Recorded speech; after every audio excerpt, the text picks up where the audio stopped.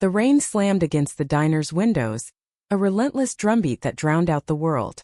Inside, I sat alone in a cracked vinyl booth, my coffee cold, watching Riley Parker laugh with her friends across the room. Her voice, sharp, confident, untouchable, cut through the storm like it owned the place. Riley wasn't just anyone. She was my stepsister, the girl who'd stormed into my life 3 years ago when our parents married, turning my quiet world upside down. At 22, she was all edges and fire, with a smile that could break hearts or start fights. Me? I was Claire, the bookish one, a year younger, always watching her from the sidelines, my heart a traitor that refused to stay silent. We lived in Port Haven, a sleepy coastal town in Oregon where secrets didn't stay buried long. The diner, with its neon glow and greasy fries, was our neutral ground, a place where Riley's crowd ruled and I pretended not to care. But tonight something felt different. Her glances lingered too long, her laugh sounded forced, and when our eyes met across the room, the air crackled. "Claire, you're staring again," my best friend Mia whispered, sliding into the booth. Her pink hair glowed under the fluorescent lights, and her smirk told me she'd caught me red-handed. "You've got it bad for her, don't you?" "Shut up," I muttered, my cheeks burning. Mia knew everything. How I'd been in love with Riley since the day she moved in. How I'd spent years hiding it. Riley was straight, she'd said so 100 times, flaunting her boyfriends like trophies. But those late-night talks in her room, when her guard was down and her voice softened, made me wonder. Made me hope. The diner door swung open, letting in a gust of wet wind. Riley's boyfriend Jake stormed in, his face twisted with anger. The room hushed as he marched toward her table. "You think you can just ghost me?" he shouted, slamming his hand on the table. Riley didn't flinch. She leaned back, arms crossed, her dark eyes cold. "Get out, Jake," she said, her voice low but deadly. "We're done." The diner buzzed with whispers. Jake's face reddened, and for a moment I thought he'd explode. But Riley stood, all 5'7" of her radiating defiance, and he backed off, muttering curses as he left. My heart pounded. I'd seen Riley handle guys like Jake before, but this time her hand shook as she sat back down. Mia nudged me. "Go talk to her." "No way," I hissed. "She'd eat me alive." But Riley's eyes found mine again, and this time they didn't look away. She stood, ignoring her friends, and walked straight to my booth. My pulse raced as she slid in across from me, her leather jacket dripping rain. "You okay?" she asked, her voice softer than I'd ever heard it. I nodded, unable to speak. Her gaze held mine, searching like she was seeing me for the first time. "Why do you always look at me like that, Claire?" she said, almost a whisper. "Like what?" My voice cracked. "Like you know something I don't." I swallowed hard, the truth clawing at my throat. I wanted to tell her everything. How her laugh made my chest ache. How her touch lingered in my dreams. But fear glued my lips shut. She was straight. She'd said so. And yet, her hand brushed mine on the table, and the world tilted. The diner's lights flickered as the storm outside roared louder. Riley leaned closer, her breath warm against my cheek. "Come with me," she said, standing abruptly. Before I could argue, she grabbed my hand, pulling me into the rain-soaked night.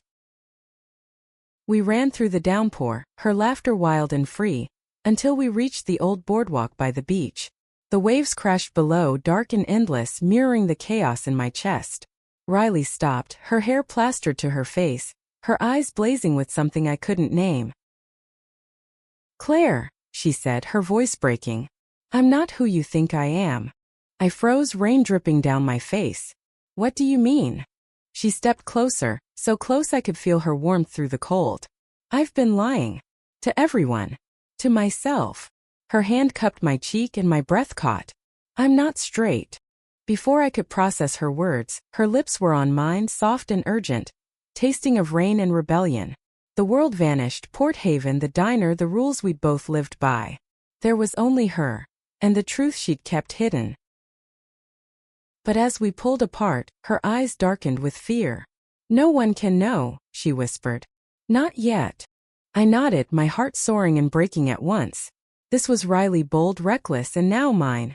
But secrets in Port Haven never stayed buried, and I knew as the storm raged around us that this was only the beginning. The boardwalk creaked under our feet as we stood there, soaked and breathless, the weight of Riley's confession hanging between us. Her kiss still burned on my lips, a promise and a risk I hadn't dared imagine. But her words, "No one can know," echoed louder than the crashing waves, tethering us to the shadows. We walked back to our house in silence, the rain easing into a drizzle. Port Haven streets were empty, the streetlights casting long wavering shadows. Riley's hand brushed mine once, twice, then stayed there, her fingers curling around mine like she was afraid I'd slip away. I wanted to ask 1,000 questions. When did she know? Why now? But her silence was a wall, and I didn't know how to climb it. Our parents' house loomed ahead, a 2-story craftsman with peeling paint and too many memories. Inside, the living room was dark, our parents asleep upstairs. Riley led me to the kitchen, where the fluorescent light buzzed faintly. She grabbed a towel from the counter and tossed it to me, her smirk returning like armor. "You look like a drowned rat," she said, drying her own hair. "Says the girl who dragged me into a storm." I shot back, my voice steadier than I felt. Her laugh was soft, almost shy, and it twisted something deep inside me. This was the Riley I'd fallen for. The one who hid behind bravado but let glimpses of her heart slip through. She leaned against the counter, her eyes tracing my face. "I didn't plan this, Claire. Tonight it just happened." "Then why did it happen?" I asked, my voice barely above a whisper. "You've been with guys. You said." "I know what I said." She cut me off, her tone sharp but her eyes pleading. "I thought I could be that person. The one who fits in, who doesn't make waves. Port Haven's not exactly a rainbow flag kind of place." I nodded, understanding too well. Port Haven was small, conservative, the kind of town where gossip spread faster than wildfire. I'd come out to Mia last year, but even that felt like a risk. Riley, with her tough girl reputation, had more to lose. "So what now?" I asked, my heart pounding. She stepped closer, her fingers brushing my wrist. "I don't know. But I know I can't stop thinking about you." Her voice cracked, and for the first time I saw fear in her eyes. Not of me but of herself. I've been fighting this for so long. I wanted to pull her close, to tell her she didn't have to fight anymore. But the sound of footsteps upstairs stopped me cold. Riley stepped back, her face shuddering. "We can't do this here," she whispered. "Not with them around." Our parents, her dad, my mom, weren't cruel, but they weren't exactly progressive. My mom had once called my cousin's girlfriend a phase, and Riley's dad avoided any talk of feelings altogether. If they found out, it wouldn't just be awkward. It could tear our fragile family apart. The next morning the house was quiet, but tension hung in the air like fog. Riley was already gone, her motorcycle missing from the driveway. I found a note on the fridge, "Gone to the garage. Back later." She worked part-time at an auto shop, fixing cars and dodging questions about her future. I wondered if she was dodging me now, too. At school, Port Haven Community College felt smaller than ever. I sat through my literature class, barely hearing the lecture, my mind replaying last night. Mia cornered me at lunch, her eyes wide with curiosity. "Spill, Claire. What happened after you left the diner?" I hesitated, Riley's warning ringing in my ears. "Nothing," I lied. "We just talked." Mia raised an eyebrow but let it go. I hated lying to her, but Riley's secret wasn't mine to share. Not yet. That afternoon I found Riley at the garage, her hands stained with grease, her hair tied back. She was working on a beat-up Chevy, her focus intense. "Hey," I said, leaning against the toolbox. She glanced up, her expression unreadable. "Hey." A pause, then, "You didn't tell anyone, right?" "No," I said, hurt by the question. "I wouldn't." "Good." She wiped her hands on a rag, avoiding my eyes. "This is complicated, Claire. I need time." I nodded, but my chest ached. Time for what? To figure herself out? To decide if I was worth the risk? I wanted to scream, to demand answers, but instead, I watched her return to the car, shutting me out again. That night she knocked on my bedroom door. I was sprawled on my bed, a book open but unread. She stood in the doorway, her leather jacket slung over her shoulder. "Can we talk?" she asked. I sat up, my heart racing. "Yeah." She closed the door and sat on the edge of my bed, her knee brushing mine. "I'm scared, Claire," she admitted, her voice raw. "I've never felt like this before. Not with anyone." "Me neither," I said, my voice trembling. "But I'm not scared of you." Her eyes softened and she reached for my hand. "You should be," she whispered. "I'm a mess." "Then we'll be a mess together," I said, squeezing her hand. For a moment we just sat there, the world outside fading away. But Port Haven's smallness, its watchful eyes, loomed over us. I knew this was only the beginning of something bigger. Something that could break us or make us whole. The days that followed were a tightrope walk between hope and fear. Riley and I stole moments when we could. A brush of hands in the hallway, a shared glance across the dinner table. But every touch felt like a secret we might not keep. Port Haven's walls had ears, and I could feel the town watching.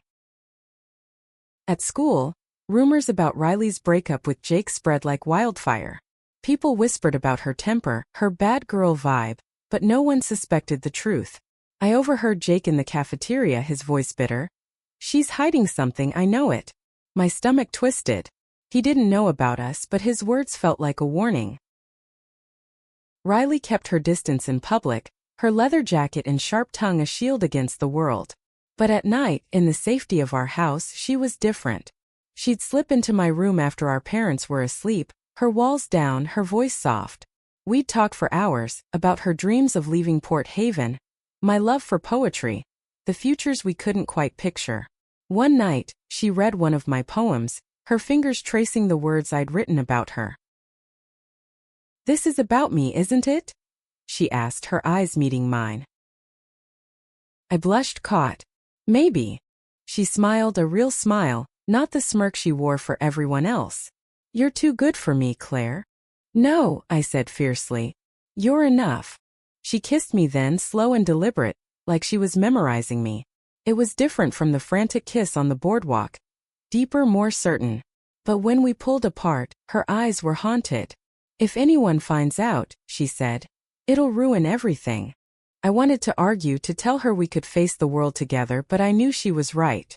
Our parents would never understand. My mom would call it a sin. Her dad would probably kick her out. And Port Haven? The town would chew us up and spit us out. The next day trouble found us. I was at the library, buried in a book, when Mia burst in, her face pale. "Claire, you need to see this." She shoved her phone in my face. It was a post on X, anonymous but vicious. "Riley Parker's got a new girl. Wonder what her dad would say." My heart stopped. The post didn't name me, but the implications were clear. Someone had seen something, maybe on the boardwalk, maybe somewhere else. "Who posted this?" I demanded. "No idea," Mia said. "But it's spreading fast." I found Riley at the garage, her face tight with anger. "You saw it?" she asked, not looking up from the engine she was working on. "Yeah." I hesitated. "What do we do?" "Nothing," she snapped. "It's just gossip. It'll die down." But it didn't. By the next day, the whispers were louder. People stared at us in the halls, their eyes sharp with curiosity. Riley's friends started pulling away, and I could see the strain in her shoulders, the way she gripped her tools a little too tightly. That night, she didn't come to my room. I waited, my heart sinking with every passing hour. Finally, I crept to her door and knocked. No answer. I pushed it open and found her sitting on the floor, her back against the bed, a bottle of whiskey in her hand. "Riley," I said softly. She looked up, her eyes red. "I can't do this, Claire. I thought I could, but I can't." My heart cracked. "What are you saying?" "I'm saying I'm not brave like you." She took a swig from the bottle, her voice bitter. "I can't lose everything. My dad, my friends, my life here." "You wouldn't lose me," I said, kneeling beside her. She laughed, a hollow sound. "You're the only thing I'm scared of losing." I reached for her, but she pulled away. Just give me space, okay? I left her room, my chest tight with grief. The next morning, she was gone before breakfast, her motorcycle roaring down the street. I went through the day in a daze, her words echoing in my head. Was this it? Had I misread everything? That evening I found her on the beach, the same spot where we'd kissed. She was sitting on the sand, staring at the ocean. I sat beside her, the silence heavy between us. I'm sorry, she said finally. I'm not running from you. I'm running from me. I don't want you to run, I said, my voice breaking. I want you to stay. She turned to me, her eyes searching mine. I don't know how. Then we'll figure it out, I said. Together. For the first time in days she smiled, a small fragile thing but real. She leaned her head on my shoulder, and we sat there watching the waves, knowing the storm was far from over. The ex-post didn't die down. By the end of the week it had morphed into a dozen variations, each one uglier than the last. Riley's playing for the other team now. Who's the mystery girl? The anonymity of the internet gave Port Haven's gossips courage, and Riley's silence only fueled the fire. She stopped going to the diner, avoided her usual hangouts, and barely spoke at home. I felt her slipping away, and it terrified me. At school, I caught Jake staring at me in the hallway, his eyes narrow with suspicion. He didn't know it was me, but he was fishing, and I wasn't sure how long I could dodge him. Mia tried to keep things light, dragging me to coffee shops and study sessions, but even she couldn't ignore the tension. People are jerks, she said one day, stirring her latte. But you and Riley, you're worth fighting for. I wanted to believe her, but Riley's walls were back up, higher than ever. She worked late at the garage, came home after midnight, and avoided my room. I left notes under her door, simple things like I'm here or we're stronger than this, but she never responded. The house felt like a minefield, our parents oblivious to the war brewing under their roof. One night I couldn't take it anymore. I waited until I heard her motorcycle pull into the driveway, then slipped outside. She was leaning against the bike, her helmet in her hands, staring at the stars. The air was crisp, the scent of salt and pine heavy around us. Riley, I said, my voice cutting through the quiet. Talk to me. She didn't look at me. There's nothing to say. Bullshit. The word surprised us both, and her head snapped up. You don't get to kiss me, tell me you're not straight, then shut me out. I deserve better than that. Her jaw tightened, but her eyes softened. You do, she said quietly. You deserve someone who's not afraid of who they are. Then be that person, I said, stepping closer. For you. For us. She shook her head, her voice barely audible. You don't get it, Claire. My dad, he'd disown me. And this town? They'd make our lives hell. Then we leave, I said, the words spilling out before I could stop them. We go somewhere else, somewhere we can be us. She laughed, but it was laced with pain. And go where? We've got no money, no plan. You're in school, I'm stuck in a garage. This isn't a fairy tale. I grabbed her hand, refusing to let her pull away. I don't need a fairy tale. I need you. For a moment she didn't move. Then slowly she laced her fingers through mine. You make it sound so easy, she whispered. It's not, I said. But it's worth it. She kissed me then, fierce and desperate, like she was trying to anchor herself to me. The world spun, and for a moment it was just us, two girls against a town that didn't understand. But the sound of a car door slamming nearby jolted us apart. It was just a neighbor, but the fear in Riley's eyes was real. The next day things got worse. I found a note slipped into my locker, handwritten and unsigned. I know who you are. Tell the truth or I will. My hand shook as I crumpled it, my mind racing. Someone new. Maybe Jake, maybe one of Riley's friends. I showed it to Mia, who cursed under her breath. We need to find out who's doing this, she said, before it gets out of hand. But Riley had other plans. That night she cornered me in the kitchen, her face pale. I'm leaving, she said. Tomorrow. I can't stay here. My heart stopped. What? Where are you going? Anywhere but here, she said, her voice flat. I've got a friend in Seattle who'll let me crash. I need to get out. And what about me? I asked, my voice breaking. She looked away, her hands clenched. You'll be fine, Claire. You've got me a school, a future. I'm just holding you back. That's not true, I said, tears burning my eyes. You're not running from Port Haven. You're running from us. She didn't deny it. Instead, she hugged me, her arms tight around me like she was saying goodbye. I'll call you, she whispered. I promise. But as she walked away, I knew promises in Port Haven were fragile things. I spent the night awake staring at the ceiling, wondering if I'd lost her for good. Riley was gone by morning. Her room was empty, her leather jacket missing. A single note on her bed. I'm sorry. I'll find you again. R. The words felt like a punch, hollow and heavy. I sat on her bed, clutching the note, the silence of the house deafening. Our parents noticed her absence at breakfast. She's probably at the garage, her dad said, barely looking up from his coffee. My mom frowned but said nothing. They didn't know about the ex-posts, the notes, the secrets tearing us apart. I wanted to scream the truth, but fear kept me silent. School was a blur. Mia tried to distract me, but her jokes fell flat. The whispers followed me everywhere, and another note appeared in my locker. She left because of you. I tore it up, my hands shaking, but the words burrowed into me. Was it true? Had I pushed her too far? I went to the garage after class, hoping for a trace of her. Her boss, a gruff guy named Tom, shook his head. She quit yesterday. Said she was done with this town. Did she say where she was going? I asked, desperate. Nope. Just took her last paycheck and left. I walked to the beach, the place where we'd kissed, where she'd confessed. The waves were calm now, but they offered no answers. I sat on the sand, my phone in my hand, debating whether to call her. What if she didn't answer? What if she did? Mia found me there, her pink hair bright against the gray sky. You can't give up on her, she said, sitting beside me.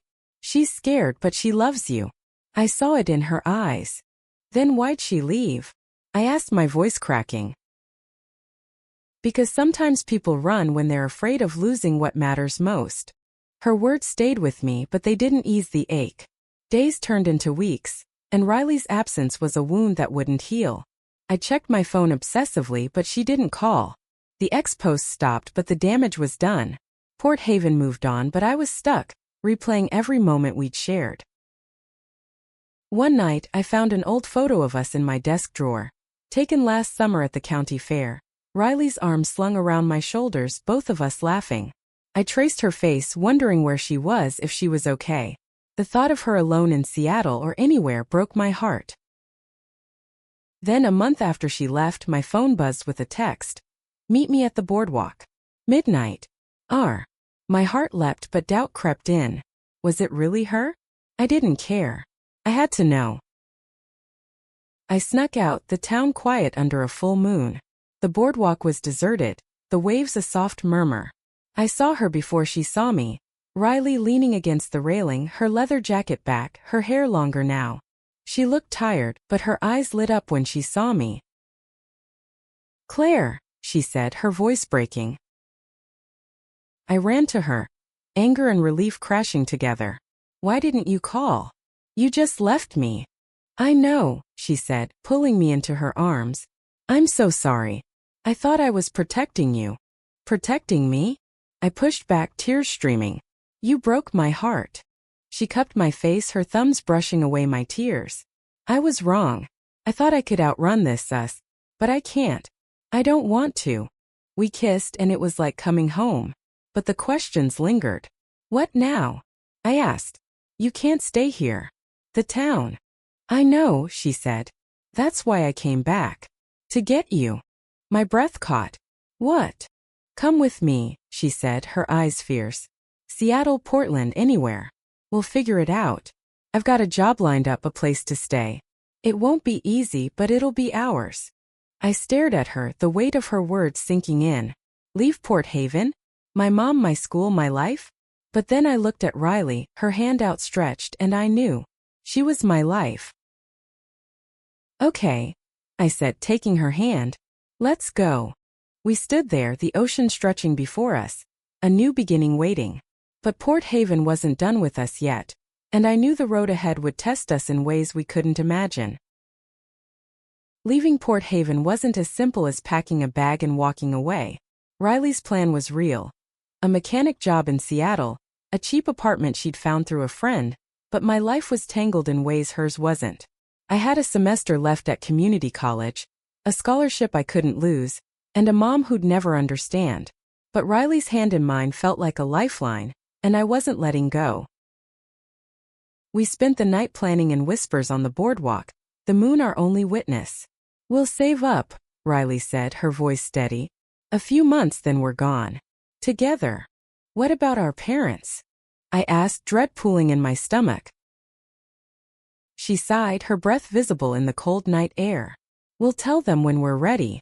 Not before." The next morning I woke to Riley making coffee in the kitchen, her presence a quiet promise. Our parents were at work, oblivious to her return. She handed me a mug, her fingers lingering on mine. "You sure about this?" she asked. "More than anything," I said, and meant it. But Port Haven had other plans. That afternoon Jake cornered me outside the library, his face twisted with rage. "I know it's you," he spat. "You're the one Riley's sneaking around with." My heart pounded, but I kept my voice steady. "You don't know what you're talking about." "Oh, I know," he said, stepping closer. "And I'm not the only one. People are talking, Claire. You think you can hide this?" I pushed past him, my hands shaking, but his words followed me. The notes, the ex-posts, it was him or someone close to him. I told Riley that night, and her face darkened. "I'll handle him," she said, her voice cold. "No," I said, grabbing her arm. "That'll make it worse. We just need to be careful." She nodded, but I saw the fire in her eyes. Riley didn't back down from fights, and I was afraid she'd do something reckless. For the next week we kept a low profile, avoiding the diner, the beach, anywhere we might be seen. But the town's eyes were everywhere, and I felt the weight of them every time I left the house. One night Mia invited us to a party at her place, a rare chance to breathe. Her parents were out of town, and the house was packed with college kids, music blaring. Riley hesitated, but I convinced her to go. "We deserve one night," I said. At the party we stayed close, our hands brushing in the crowd. Mia played wingwoman, deflecting curious glances with her quick wit. For a few hours it felt like we could be normal, just two girls in love. Riley even laughed, her real laugh, the one that made my heart soar. But Jake was there. I didn't see him at first, but I felt his stare, cold and sharp. He was drunk, his friends egging him on. When Riley went to grab a drink, he blocked her path. "So you're with her now?" he said, loud enough for everyone to hear. The room went quiet. Riley's jaw clenched, but she didn't back down. "Get out of my way, Jake." He laughed, stepping closer. "You think you can just switch teams and no one will care?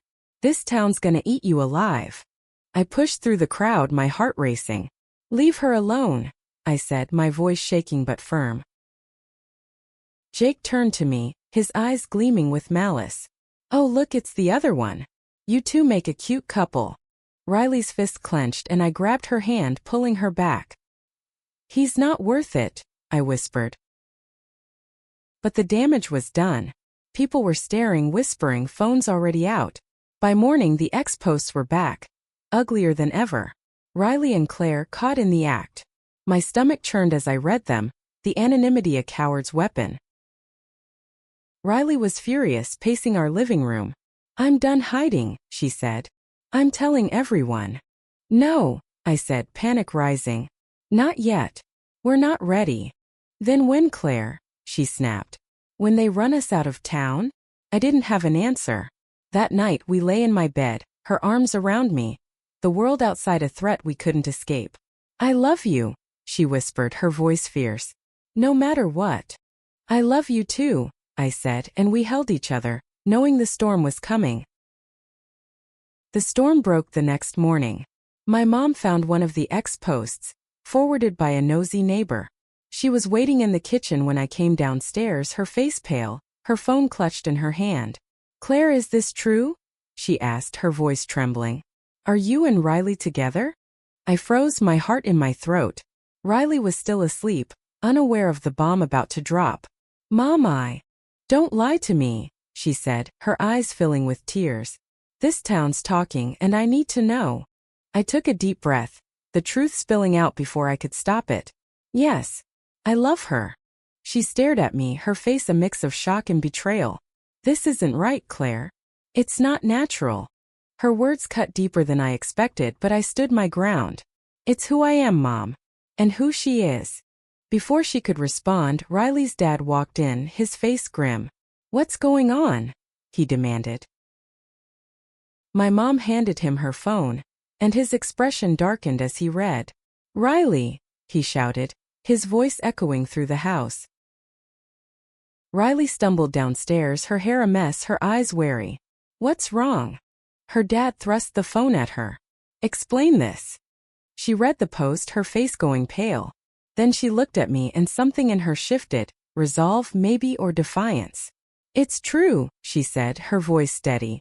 "I'm in love with Claire." The room went silent, the air thick with tension. My mom started crying.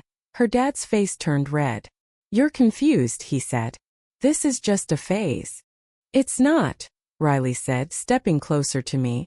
"I've never been more sure of anything." He slammed his fist on the counter. "You're throwing your life away. Both of you. Stop it." I shouted, surprising myself. "You don't get to decide who we love." My mom reached for me, but I stepped back closer to Riley. "We're leaving," I said. "We're going to Seattle. Together." Her dad laughed, a bitter sound. "You think you can just run away? This'll follow you." "Maybe," Riley said, taking my hand. "But we'll face it together." We packed that night, our parents' silence louder than any argument. Mia helped, sneaking us supplies and promising to visit. "You're braver than this town deserves," she said, hugging us both. The next morning, we loaded Riley's motorcycle and my old car with what little we owned. Port Haven watched as we drove out, the ocean fading in the rearview mirror. I felt a pang of loss for my mom, for the life I was leaving, but Riley's hand on mine was all I needed. Seattle was overwhelming, a city of noise and possibility. Riley's friend Sam let us crash in her tiny apartment, a cluttered space filled with art and warmth. Riley started her job at a garage, and I enrolled in online classes, determined to finish my degree. Money was tight, the apartment was cold, but we had each other. One night, curled up on a mattress on the floor, Riley traced circles on my palm. "You regret it?" she asked. "Never," I said, kissing her. "This is where we're supposed to be." But Port Haven's shadow lingered. My mom called sometimes, her voice strained, asking me to come home. Riley's dad didn't call at all. And the ex-posts, though fewer, still found us, anonymous stabs in the dark. We were free but not unscathed. And I knew the fight for us, for who we were, would never fully end. Seattle's rain was different from Port Haven's, relentless but cleaner, like it was washing away the past. Riley and I built a life in fragments. Shared coffee in the mornings, late-night talks about dreams we'd never dared voice before, stolen kisses in the city's hidden corners. But freedom came with a price, and the weight of Port Haven's judgment followed us. Riley threw herself into her job, her hands always stained with grease, her smile brighter than I'd ever seen. I juggled classes and a part-time job at a bookstore, the smell of old pages grounding me. Sam, our roommate, became our anchor, her laughter filling the apartment when things got heavy. But the calls from my mom grew more desperate, her voicemails pleading for me to fix this. Riley's dad sent one letter, short and cold. "Come home when you're ready to be normal." We didn't go back. Instead, we found a community in Seattle, queer friends who welcomed us, bars where we could dance without fear, a world where we weren't the only ones. One night, at a small pride event in a park, Riley took my hand under a string of rainbow lights. "This is what I want," she said, her voice steady. "A life where I'm not hiding." "Then we'll build it," I said, my heart full. But the past wasn't done with us. One day Mia called, her voice tight. "Jake's been talking, Claire. He's saying you and Riley ran because you couldn't face the truth. People are eating it up." "Let them," I said, but my stomach churned. The ex-posts had started again, sporadic but cruel, digging up our story like a wound that wouldn't heal. I showed Riley, and her face hardened. "I'm not letting him win," she said. She opened her laptop, her fingers flying over the keys. "I'm done hiding." She posted on X her first public words since we left. "I'm Riley Parker and I'm in love with Claire. Port Haven can keep its hate. We're happy." She tagged me, her hand shaking as she hit send. The response was immediate. Support poured in, strangers, friends from Seattle, even a few from Port Haven who'd stayed silent before. But there were hateful comments too, sharp and familiar. I held Riley's hand as we read them, her grip tight. "It's out there now," she said, her voice trembling but strong. "No going back." "Good," I said, kissing her. "I don't want to." Months passed, and the noise from Port Haven faded. My mom started calling less, her voicemails softer, hinting at regret. Riley's dad never reached out, but Sam's family invited us for holidays, filling the gap. We moved into our own place, a tiny studio with a view of the city lights. It wasn't much, but it was ours. One night, as snow fell outside, Riley pulled me close on our couch. "I was wrong about one thing," she said, her eyes soft. "What?" I asked, tracing her jaw. "I thought I wasn't enough for you, but you make me feel like I am." Tears pricked my eyes. "You always were." We kissed, the world outside quiet, our love louder than any storm. Port Haven had tried to break us, but we built something stronger. We weren't just surviving, we were living fully and unapologetically. Years later, we'd returned to Port Haven, hand in hand, for Mia's wedding. The town had changed, softened by time, but we hadn't. We stood on the boardwalk where it all began, the waves still crashing, the signs still there, faded but enduring. Riley squeezed my hand, her ring catching the light. "We made it," she said. "Yeah," I said, smiling. "We did." And as the sun set, painting the sky in hues of gold and pink, I knew we'd carry this love, this truth, wherever we went. It wasn't just a happy ending. It was ours.